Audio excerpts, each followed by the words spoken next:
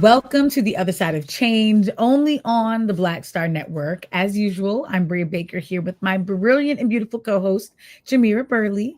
And today we are talking all about HBCUs, their power, their history, but also the recent attacks from the Trump administration and how a billionaire named MacKenzie Scott is stepping up in a major way to fund these institutions. That's right. The ex-wife of Jeff Bezos is putting her wallet where her mouth is and has donated to over 60 HBCUs this year, giving a loan surpassing $700 million. MacKenzie Scott philanthropy couldn't be coming at a better time, and we're going to explain why. But first, let's get into the headlines. So, starting off strong with a little positive headline, Time's 2025 Athlete of the Year is none other than WNBA superstar A'ja Wilson. Now, for me, Okay. WNBA fan, I love me some A'ja Wilson. I mean, she has literally, and she talks about this in the interview too. She's like on her Thanos right now. She has gotten everything this year. She was the league MVP. Then she made it to the finals and won a championship with her team, where she was also named the finals MVP. She was Defensive Player of the Year. Now she's Times Athlete of the Year, AP's Female Athlete of the Year. I mean, she is just like snatching up infinity stones everywhere. But like, truly, it's not that she's overhyped in any way. She just works so damn hard, is so gifted and talented. And I just love to see a Black woman shine, especially because in recent years, people like to believe that the WNBA is only popping because of a white woman named Caitlin Clark. But Black women have been keeping this league afloat, been proving what women can do on the court, and A'ja Wilson is proof because she just dominates this game so heavily. So I love seeing her being amplified in this way. So shout out to A'ja Wilson. No, shout out to A'ja Wilson. Like, that is such a phenomenal honor, and I'm happy that it's finally being her. She was always Athlete of the Year, and now the world is recognizing her. Yeah. Times is recognizing her as Athlete of the Year. Yeah. And I think it sends a really good message, especially at a time where it feels like Black women and the stories of Black women are being pushed out of mainstream media, are being pushed out of industries, not being given the representation and the recognition for all of the hard work and dedication that we've put into this work. Yeah. Especially at a time when that hundreds of thousands of Black women have been laid off this year. It's good to see her being honored, and what this signals to, I think, for a lot of women, particularly Black women, that, it may not come when you think it's going to come, but the recognition will come when you least expect it. And hopefully that will enable for a lot of women to kind of find the motivation to continue on, especially at a time where it feels like we're constantly under attack. So super excited for her and all the little Black girls who are thinking now that basketball, there's a future for them in basketball. Period. Yeah. Yes. Love to see that. Love to see her giving flowers. I should have channeled your positive energy, but unfortunately there's not that much positive. There's not that much. I was about to say that might have been it. At all. And I tried. Millions of borrowers under the Biden Save Plan would start paying under this new settlement. Unfortunately, due to the dismantling of the Department of Education, the Department of Education, what is currently still left around, has announced on Tuesday that it has reached a proposal settlement agreement to end the popular yet controversial Biden-era student loan repayment plan. The Saving on Valuable Education Plan, better known as SAVE, was the most flexible and generous of all income-driven repayment programs, promising expedited loan forgiveness and monthly payments as low as $0, especially for those who are working in industries that do not nearly make as much to survive, as well as then contribute to their student loans and or were unemployed. And now those payment programs are going to come back, and they're going to come back with a force. Hundreds of borrowers will now have to pay hundreds of dollars a month, when before they had payments as low as $0 because of the affordability. And this is just a prime example that, out of there are 7 million borrowers across the United States, red, blue, green states, right? And yet the Trump administration is still looking for ways to punish those who saw higher education as a way to not only improve themselves, improve the conditions of their community, but also put America in the good foot. Instead, are going to punish those folks. And this is happening at the same time when the Trump administration is also giving loan forgiveness or student loan forgiveness to ICE workers, up to $60,000 of loan forgiveness. So never fail. The Trump administration will figure out a new way to be cruel and unusually disgusting to other Americans. Yeah, that's always that, that Tupac line of you ain't got money. They got money for wars, but not to feed the poor. They have money Mhm. to terrorize your communities. They have money for ICE. They have money for deportations. They have money for his ballroom. They don't have money for working class Americans and people who are trying to climb this ladder out of economic precarity and poverty. Yep. Yeah, it's so infuriating. It's so infuriating. And also because they'll turn around and call what Biden tried to do socialism, but then Mhm. he'll leverage that as a perk for people who are going to be his foot soldiers. So That really, part. Socialism already exists in America. They just give it to rich people. And now they're giving it to racists. mhm. Gotta love it. Say that. Say that. This, yeah.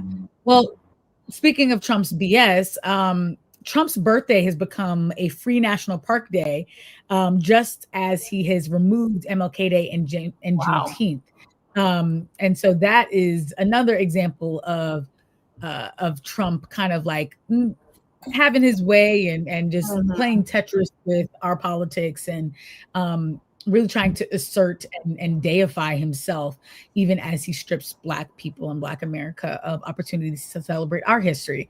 Yeah. And Juneteenth and MLK Day are celebrating civil rights legends and celebrating pursuits of emancipation. Trump's birthday is that this is such vanity politics, of course. Mhm. Um, but it is the new policy. So you have free entry on his birthday, not on the federal holiday of MLK Day or Juneteenth.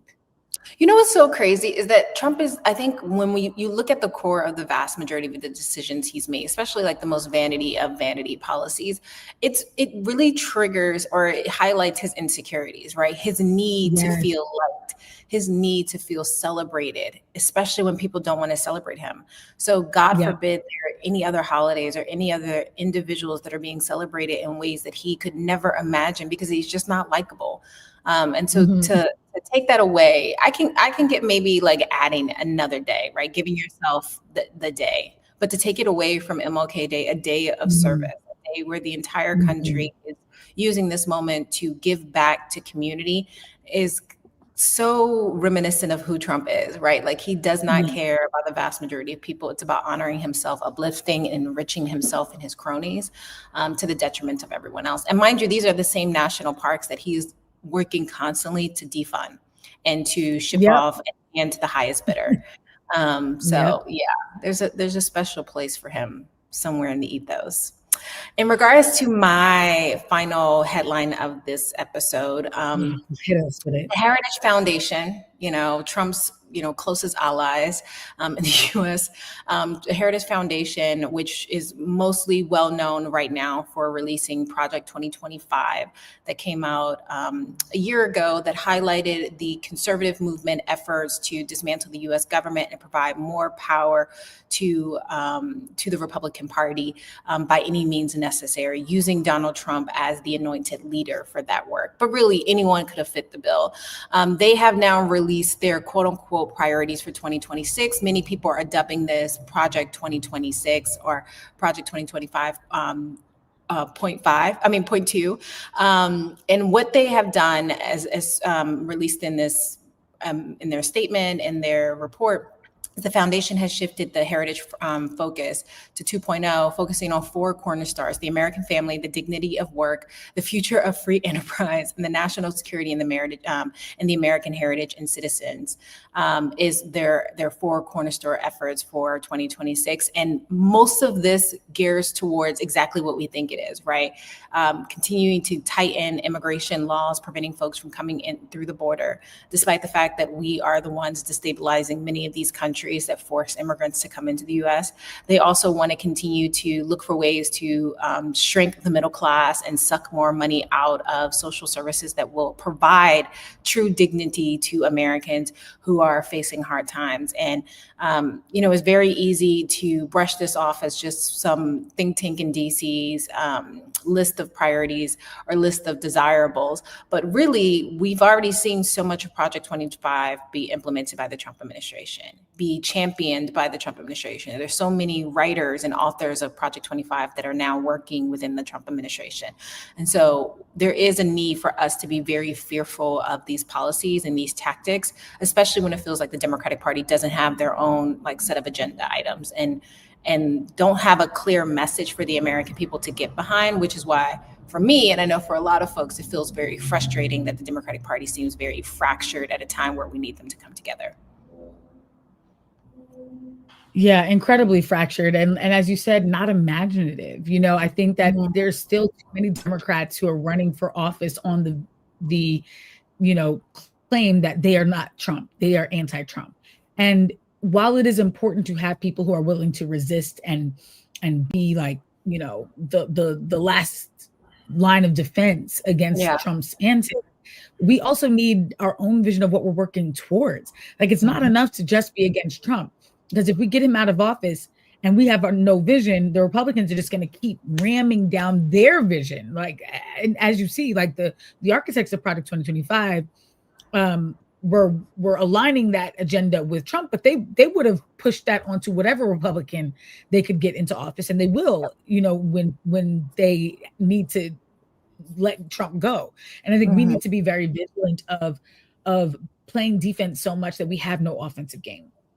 We need to convince Americans that we have something that is worth fighting for, not just against. And that's what it feels like, right?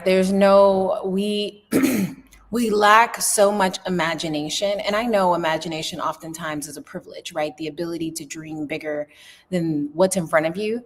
But dreaming is what we have to do if we want people to feel like something else is possible than what we've experienced over the last year, because that's what it is. It's just been a year. And the fact that so much, to your point, is around offense doesn't encourage the average American who is sitting home on their couch, right? Especially if for the last 10 years, they haven't felt their lives have shifted. And I think we need to give people something to fight for, something to imagine it's possible. And that means we have to dream outside of the traditional confines that our party lines have drawn in previous years, right? That must mean that maybe we need to rethink how we engage in receiving corporate dollars or corporate foundational dollars, right? Maybe we need to think about taking money out of politics to enable for that imagination. Maybe we need to think about term limits. Maybe we need to think about a host of other things, doubling down on state work, right? Because that's oftentimes the first line of defense before the federal government. But I'm hopeful in many ways and not hopeful in others. But 2026 is going to be a year to remember. It's also the 250th anniversary of the United States. So a lot is at stake, to say the least. But we're going to take a quick break and we will be right back. You're watching On the Other Side of Change, only on the Black Star Network.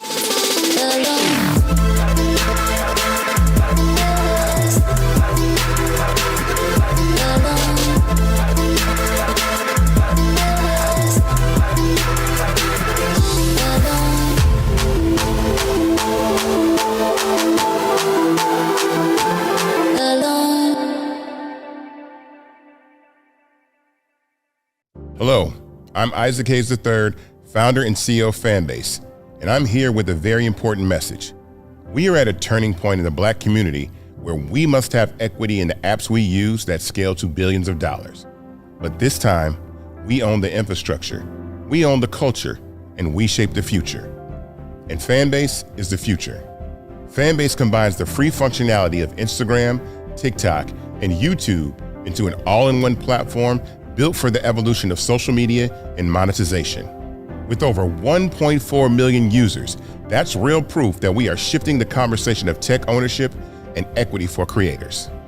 So right now, I want you to go to startengine.com/fanbase and invest today.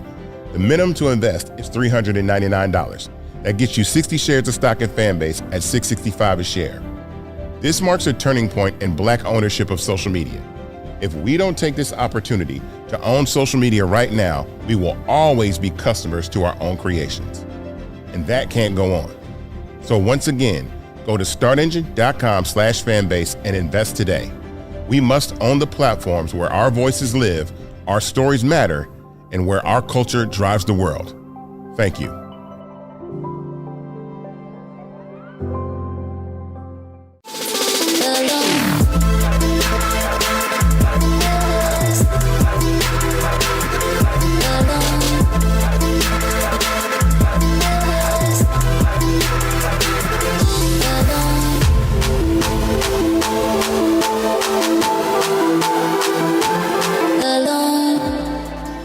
Welcome back to The Other Side of Change, only on the Black Star Network.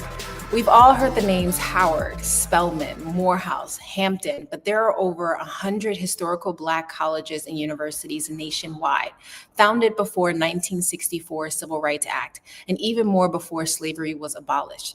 This was a line when educational opportunities for Black students were extremely limited, under-resourced, and highly politicized. These universities were established to fill the gap for decades, and decades later, they are still doing that. From homecoming seasons to their incredible roster of alumni, HBCUs have and continue to shape the culture. And I know for you, Brea, we both probably at one point before we went to college thought about attending an HBCU, and I wish that I did at times, because I just see the culture that my friends are a part of, right? The legacy. Oh, yeah. Definitely. See, now what's interesting for me is that I always wanted to go to Yale. And then once I got there, I was like, ooh, this is so not all that it's cracked up to be. And then both of my sisters went to HBCUs. My sister Brooke went to Howard. My sister Blair went to Hampton, and seeing their experiences and how affirming it was to be surrounded, not just by other Black students, because I think that people mostly think of that aspect of being at an HBCU, Greek life and homecoming and being a part of like that element of the culture and the parties, but it's also having Black faculty, Black staff, Black administrators, going into a classroom and not having to defend or prove that you deserve to be there, having Black political thought be centered, having Black history not be an elective, like all of that being just very normalized was something that I really wish that I had gotten a benefit from, especially having gone to college during the Black Lives Matter movement. There were so many moments where I felt like I was fighting against my university where my sisters weren't in that same way. Yeah. And so that's when I first got to realize that HBCUs are cultural hubs. They are safe havens for Black young people. They're incubators for Black thought. So many revolutionaries and Black artists and activists come from HBCUs. So it's not a surprise that in a country built around anti-Blackness, these schools would face hostility and underinvestment, because why would America want to make sure that Black young people have access to such empowering environments? These HBCUs have always been fighting for their place in academia. But in the last couple of years, things have gotten really, really ugly. In 2022, there was a wave of bomb threats that hit, I believe, almost 60 different HBCU campuses, spreading fear of how far white supremacists would go to reclaim their vision for America. This was the year after January 6th. This was after tiki torches in Charlottesville, and there was just like this uptick in violence by white racists, and they were really targeting HBCUs. Then in 2023, federal officials revealed that 16 states have been underfunding their HBCUs by nearly $12 billion. It's been a longstanding issue that HBCUs have had to close or lose their accreditation because they didn't have the funding, that students have not been able to continue their education because there wasn't enough financial aid, that buildings have been crumbling, and that there's just not been enough infrastructure to build out, STEM labs and all of the sort of equipment and technology and opportunities that you need to really establish a department. Come to find out, it's because these states are withholding that funding and giving it to white institutions. That's 2023. Now we're in 2025. There have been terroristic threats all year, leading to HBCUs having to cancel classes, close off their campuses to protect students, staff, and faculty. Yeah, and some of those most recent threats spiked following the death of Charlie Kirk, which we've discussed on this show, even though Black students and HBCUs in particularly had nothing to do with Charlie Kirk's murder, proving that we always bear the blunt of racist rage. Our people and our institutions have long been under attack and will take significant investments. We have to take significant investments in our safety, joy, and right to exist in academia for that to change. Yeah.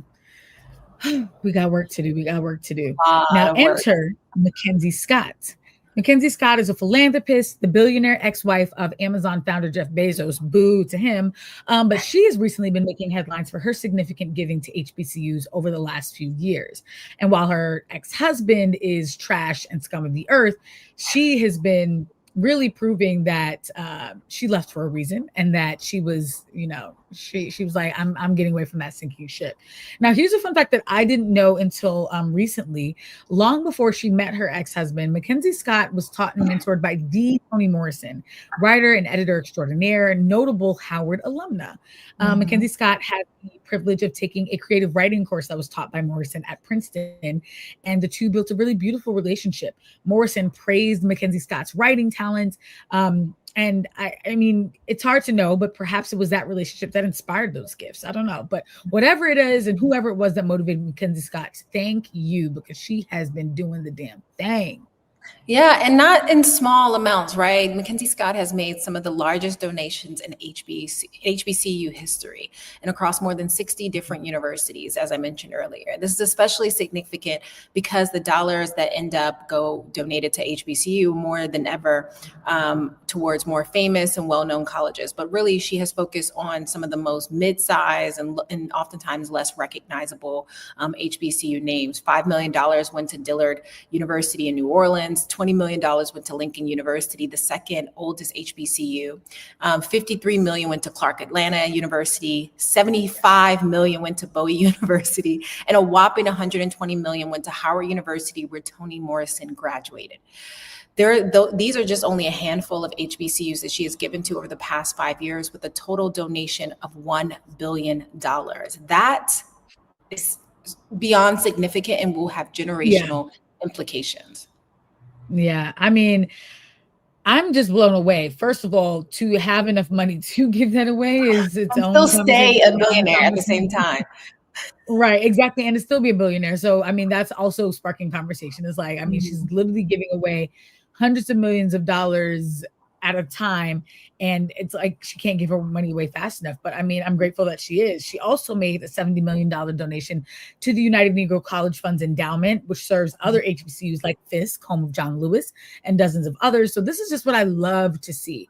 I mean, like, I don't love to see billionaires in general, but if we are going to have white billionaires, we need them proving their allyship and solidarity in these ways. And it's interesting too, because this is also somewhat connected to the legacy and history of HBCUs. The benevolence of white people is how a lot of HBCUs came to be in the first place. So in many ways, what MacKenzie Scott is doing is continuing in that tradition. You know, many HBCUs like Howard, Spelman, and Cheney were founded or co-founded by white people, and even more are named after white people like Morehouse, Xavier, and Jackson State. That has been something that has caused some critique in recent years, but I mean, even beyond, like, nearly all HBCUs were made possible in some way through deep donor drives amongst white abolitionists and sympathizers. So, you know, we can have our critique about our HBCUs truly Black owned and led, but regardless, you know, the money that they get from white people and white folks and institutions has been leveraged towards, you know, a century plus later serving Black students. Yeah, and you know, because I have never graduated from an HBCU, I feel like I only have so much I can say, right? Like, but what I will say is that it's interesting that there's discrepancy around like the naming of these HBCUs, considering the fact that all of our names, right, are slave names. Like, they're names that were never were taken from our home and given names that were not ours. So I think that's something to consider as we think about this. But yes, history is really important to be transparent, right? And how we've gotten to this point. Especially because in some instances, it meant that Black students and faculty have not had full autonomy to lead their universities without centering whiteness and white ideas, which is why I think the MacKenzie donations are that much more significant, because she's leaning heavily into the unrestricted giving, allowing each institution to decide how best to use that money, and often, especially in the best interest of their students and faculty. Yeah. So I mean, that autonomy is so key. I mean, what she's doing is making sure that these institutions get the resources that they need and deserve, but that they also have the agency to decide how to use those resources. Because when we are in control, we get to steer our own legacies and our destinies, which is more important now than ever. And when we come back from the break, we're going to hear from a very special someone, an HBCU Holiday graduate and spirit. about how we can all do our part. So again, you are watching The Other Side of Change only on the Black Star Network.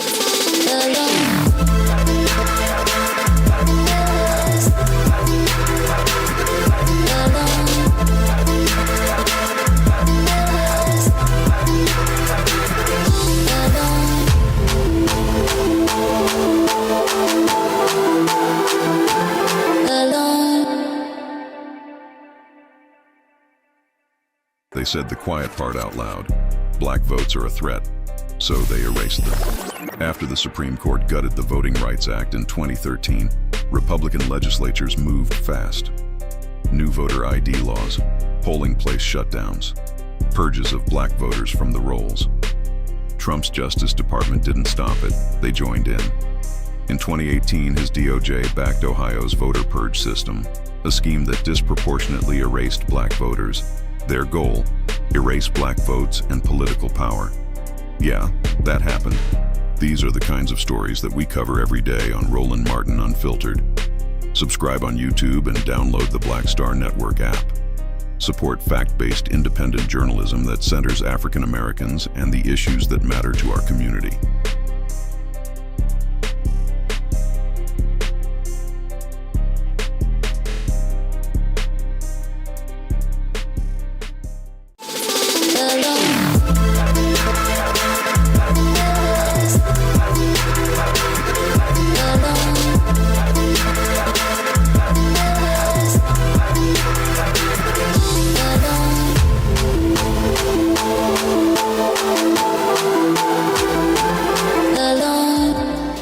Welcome back to The Other Side of Change, of course, only on the Black Star Network. Today is super, super special. Before the break, we dug into the history of HBCUs, the reality of how underfunded many of these storied institutions are, and why MacKenzie Scott's record-setting donations are so important in this moment. To dive deeper into this conversation, we have a very, very, very special guest here with us, my sister, Brooke Baker. She is a highly motivated communications and media relations expert, as well as a multidisciplinary artivist with nearly a decade of experience leading high-impact advocacy communication. Brooke earned her bachelor's degree in communications and marketing with an Africana Studies minor from the Howard University, HU. In addition to her communications work, Brooke is the founder of Shop Yabo, a clothing brand rooted in creative expression, identity, and bold storytelling. And I can't wait to hear more from Brooke about her Howard experience and what she thinks about these recent donations. Welcome to the show, sissy. Thanks for joining. Thank you so much for having me. Thank you. I'm so excited to be here, especially represent my HBCU. Yes. Is this the original HU? HU? Now listen, don't start it up because my other sister went to Hampton, so they argue about that. Who's the real HU all the time? Oh, I love to bring it up as soon as I meet somebody who went to Howard or Hampton. I'm like, are you the original HU? You already know. We're not high. We're not the institute. We are HU, the first and the one, only one. Of course, I'll let our listeners decide in the comments. But tell us about your HBCU experience. Like, why did you choose to attend one? And like, do you think your experience uniquely has put you on a pathway for the type of work you want to do now?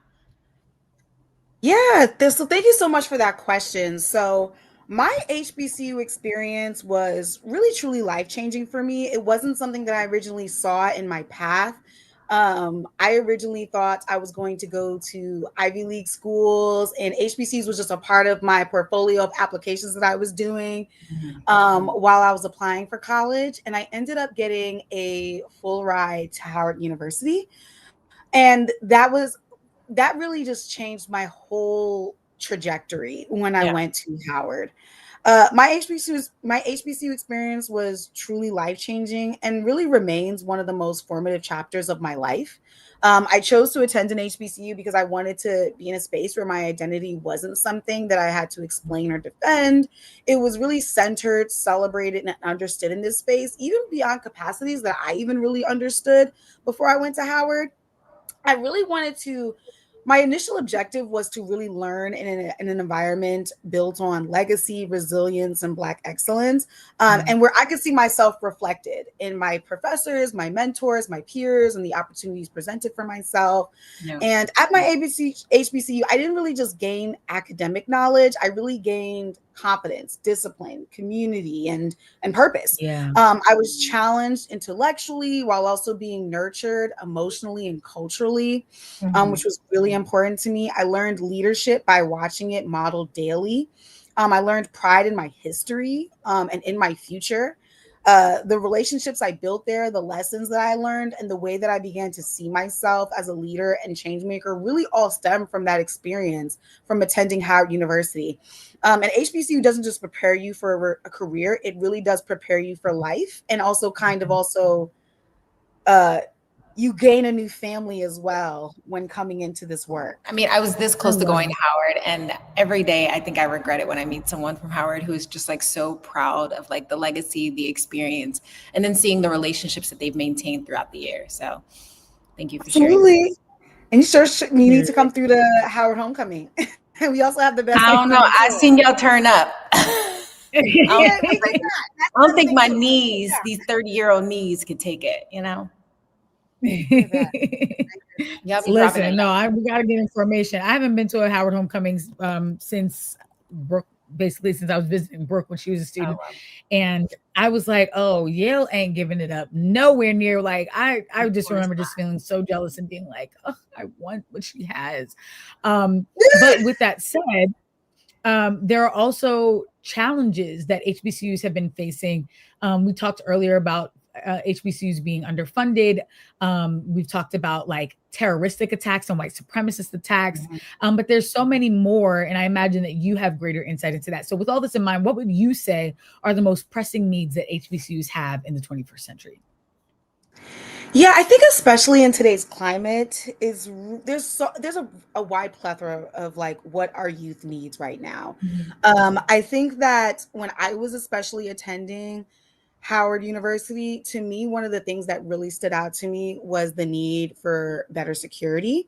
When I was in school, there were a lot of instances where our co-ed dorms, the security within our dorms was mishandled, was handled improperly, to where we would have folks who were unhoused who were sneaking into our buildings.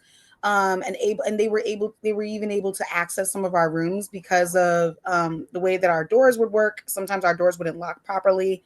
There was an instance where there was an unfortunate case where a young student was actually assaulted in her sleep, in her bed, by a person who was facing both mental challenges and also was unhoused during that time period, and would kind of go and had the opportunity.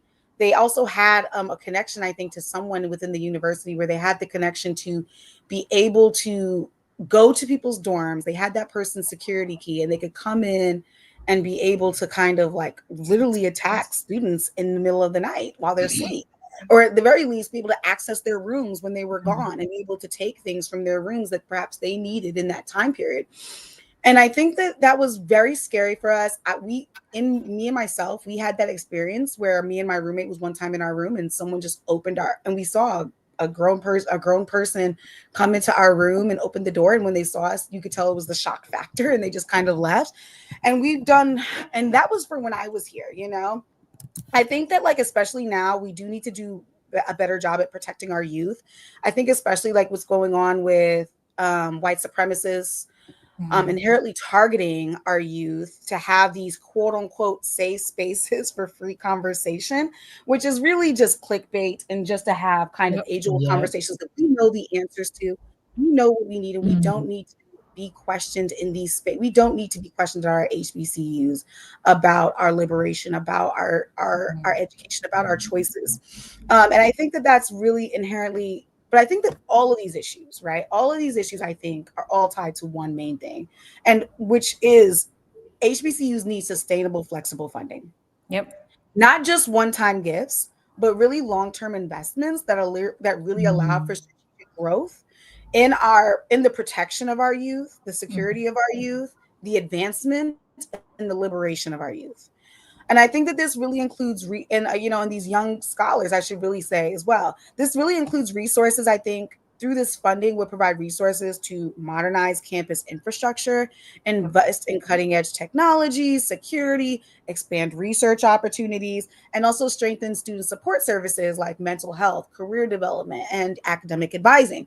That was also something, I remember going through when I was at Howard University was, oh gosh, when it's time for me to set up my classes for the school year, or when I need to go through some financial funding, I know it's going to be a week-long process of me being in constant lines and constant runarounds and constant, oh, this actually isn't the person you need to see. You actually had to go to the building around the way, and that's a whole other line and process to get through there. And I think that that's just a critical need for us to start supporting this work. And I think that I think it's just I think it's more of a holistic support that we need.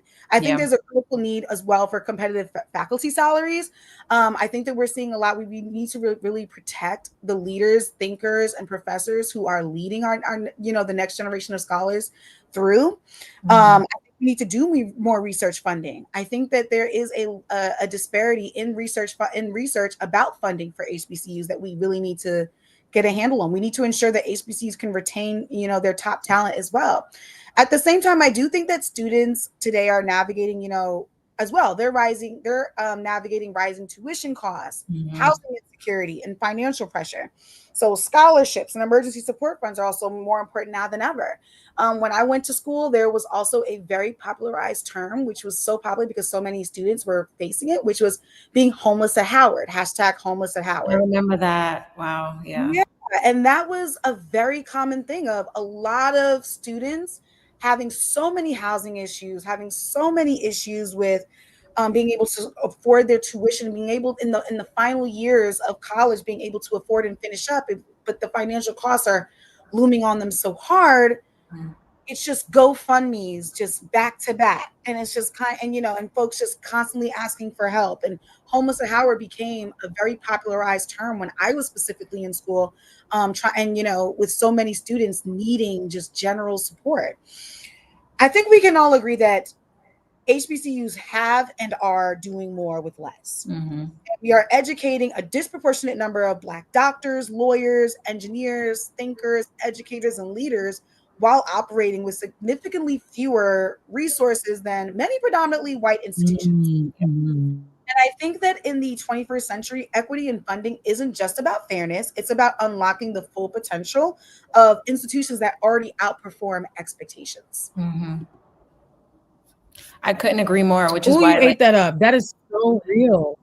Yeah. And it highlights like the glitz and glam that we see on social media oftentimes, like just showing how amazing HBCUs are, which they are, but also there are real challenges that are preventing students from having the type of educational experience they deserve. Because no one should be thinking about like housing, right? Or like somebody coming into their dorm while they're also trying to learn.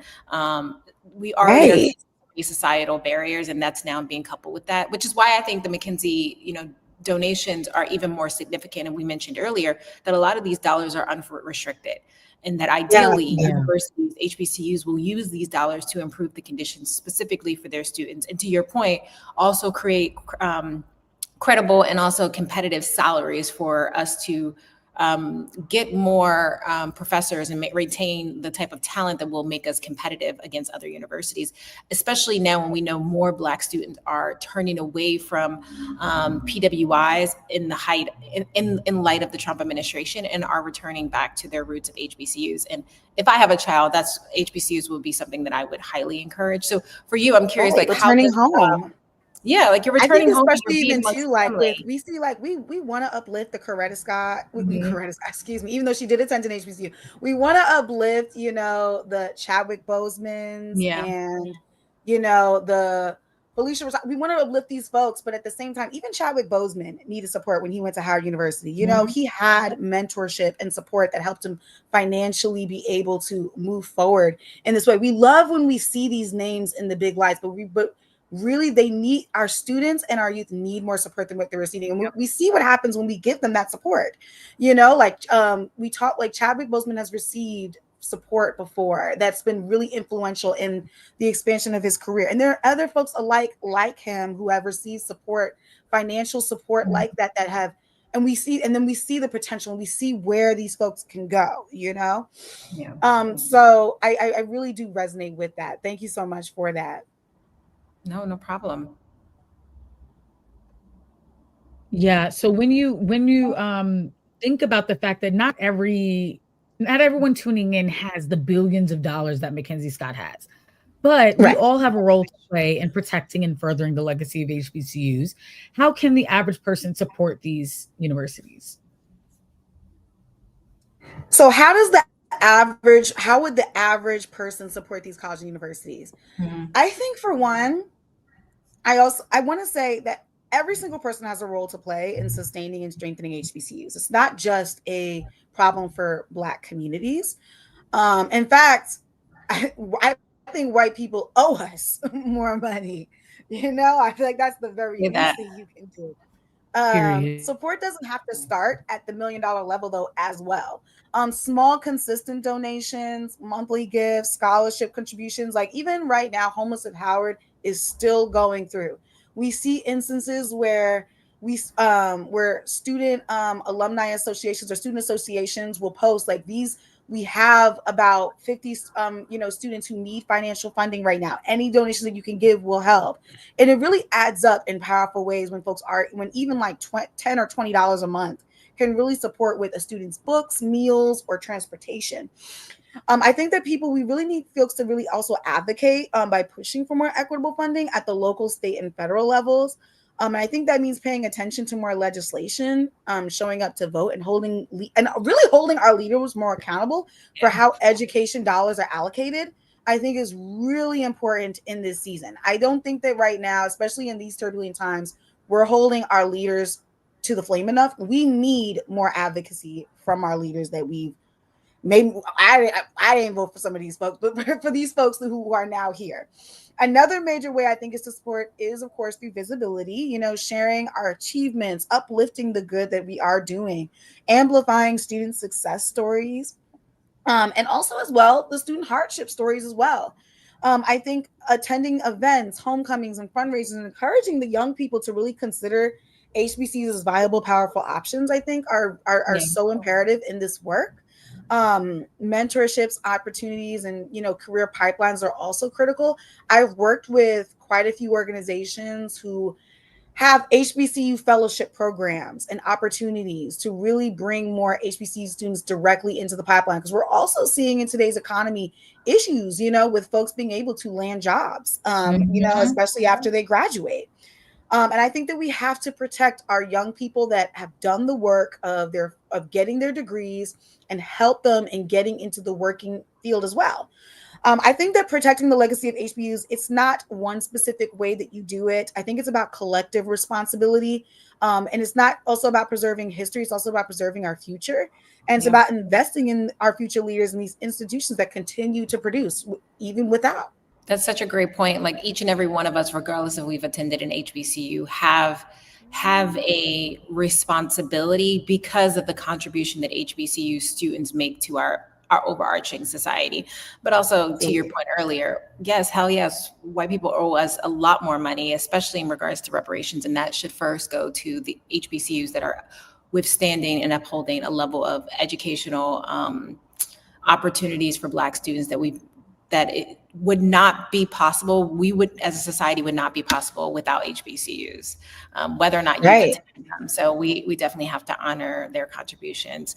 I would love eventually for us to do like a deep dive on like, how did HBCUs come about? Like, who were the founding folks? What are some of the barriers they face, especially in the Jim Crow South? I can't imagine. Also, just finding out that one of the original HBCUs was supposed to be in Boston, and Boston like totally rejected that. Blew my mind. I was just reading about that. Connecticut. Yeah. Oh, you're right. Yeah. Connecticut. And I was like, white folks were like, no, we don't want Black people over here. Right, Crazy. exactly. Crazy. And I really do commend MacKenzie Scott for what she's doing, but also as well, one part of me is saying, this is what folks should be doing. This, especially what white billionaires should be doing.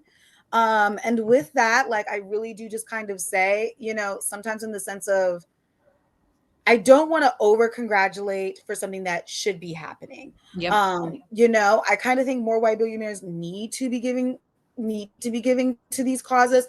I do think that MacKenzie Scott's philanthropy was truly transformative because giving such large unrestricted gifts to HBCUs, she really has acknowledged that these institutions know exactly what they need and should have the autonomy to decide how to best use these resources. But we need more folks like that, and it shouldn't be a begging game, But that alone was really revolutionary in a philanthropic landscape that often relies on control and restrictions, and also as well in this climate where we're seeing when supporting Black lives was trendy during the Black Lives Matter movement. And in the late 2010s, it was really trendy, and we saw so many corporations and institutions and funders and donors verbally giving their, we support Black liberation. We are against police brutality, and we're so here for the movement. But now we're seeing all of this backpedaling. We're seeing all of this backpedaling that's happening with Trump coming through. And we're seeing that it was very performative. It was we're just moving with the times, and it's really disheartening to see. So to see folks who during these times are still standing strong with us is definitely that I do want to give MacKenzie and other philanthropic donors. And there is a Black philanthropic sector that exists, right? And I also want to give those folks, those are the people that are really on the ground doing the work. That are telling folks like MacKenzie Scott, how do you allocate your money? What are the best ways to allocate your funds and that best support the Black community? And these are the people that are really doing the work, the folks within the Black philanthropic sector. They're doing the research that we're talking about that we right now don't see.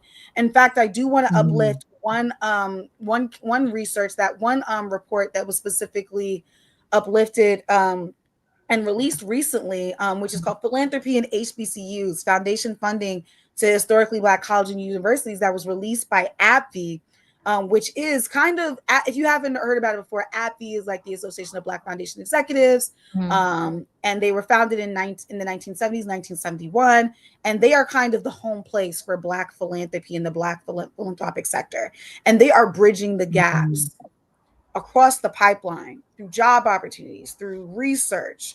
They have a membership base of over 200 plus philanthropic organizations, funders, and donors who are all dedicated to the collective investment and liberation of Black communities and making responsible investments for Black communities.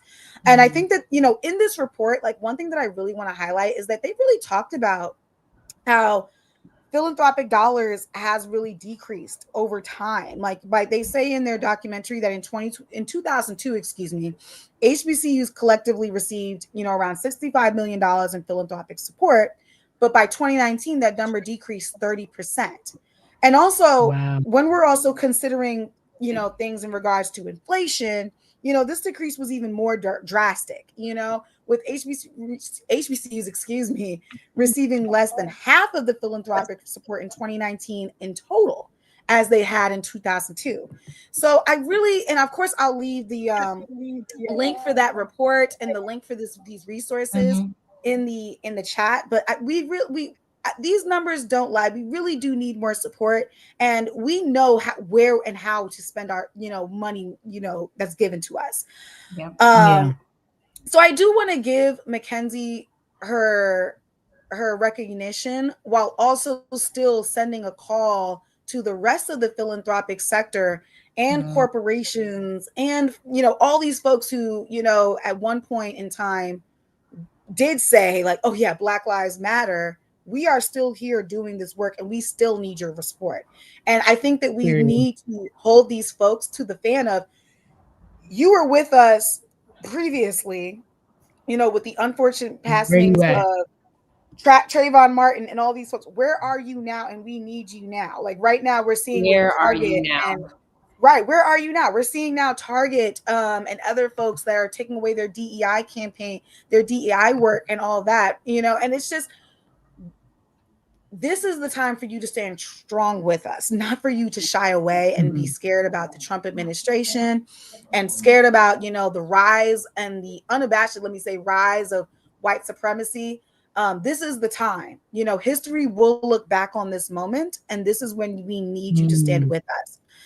Because one thing that I do want to give MacKenzie Scott her recognition for is that through her powerful donations, you know, she is, you know, through these donations, you're allowing us to eliminate debt, stabilize operations, of course, invest in our infrastructure, expand student aid, strengthen long-term sustainability.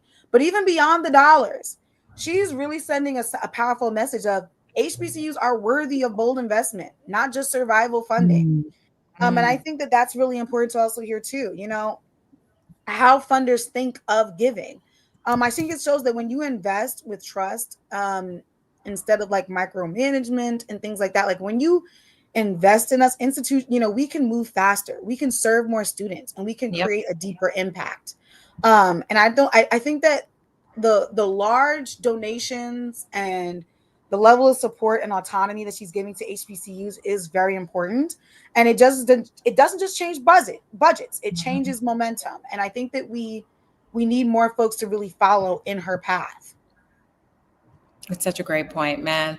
This is a prime example why we need so much more time to talk about these things, because there's so many points of entry. Right? To your point, MacKenzie is being advised by a wide range of stakeholders who are influencing her decisions, especially in regards to like HBCUs, but also honoring those who have continued to stand beside, uphold, and invest in HBCUs for such a long time is how we got here, and why it made HBCU such a valuable investment because of the legacy that it has created, and also the possibility of what's next for the current students. So thank you so much for joining us in this episode and for sharing so many good nuggets and comments that hopefully our listeners learned something. Where can folks continue to stay connected with your work and learn more?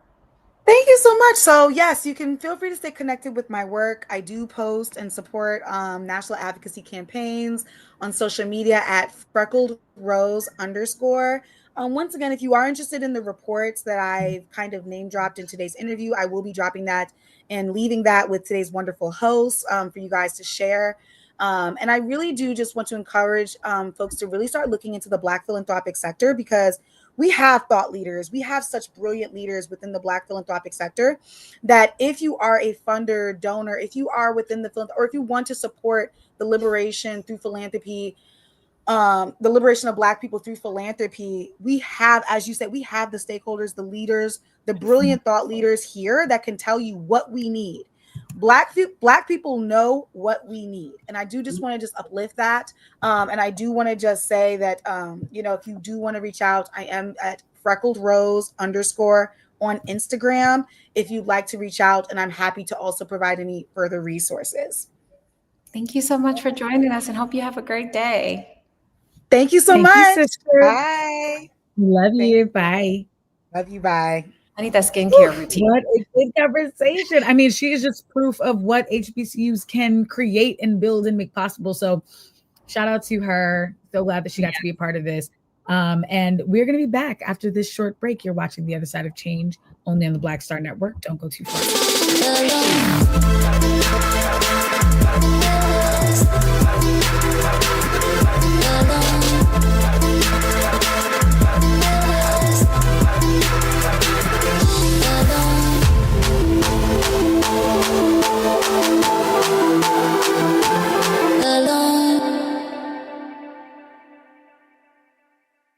They said the quiet part out loud.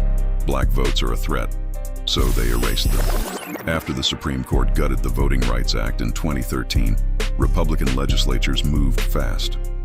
New voter ID laws, polling place shutdowns, purges of Black voters from the rolls.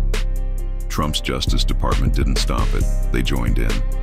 In 2018, his DOJ backed Ohio's voter purge system, a scheme that disproportionately erased black voters. Their goal: erase black votes and political power. Yeah, that happened. These are the kinds of stories that we cover every day on Roland Martin Unfiltered. Subscribe on YouTube and download the Black Star Network app. Support fact-based independent journalism that centers African Americans and the issues that matter to our community.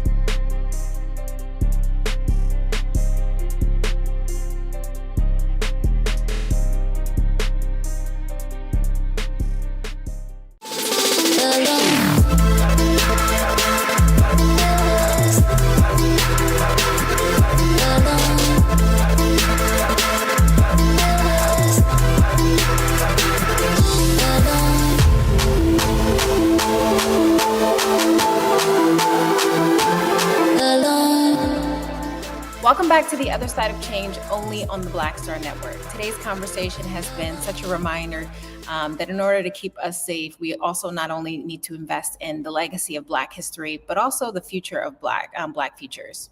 Let me do that one more time. Yeah. Okay, guys. Welcome back to The Other Side of Change, only on the Black Star Network. Today's conversation has been such a reminder that we need to, in order to keep us all safe, we need to invest not just in Black history, but also in Black futures. Yeah, that is 100% right.